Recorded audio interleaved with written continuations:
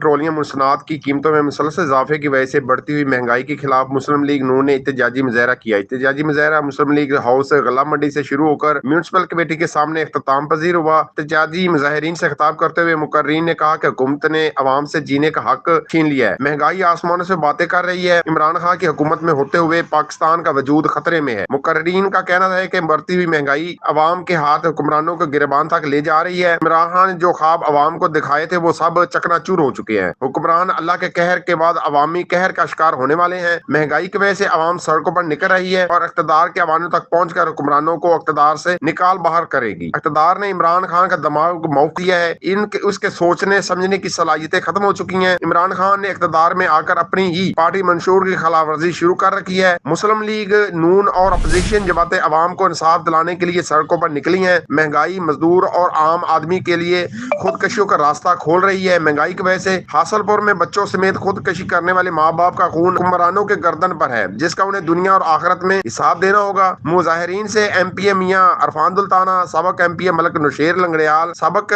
MPA Shamila Aslam, city coordinator Sheikh Abdurrehman Rao Shabbir Billu और city general secretary Haji Aslam वकील ने खिताब किया। इस मौके पर मुजाहिरीन ने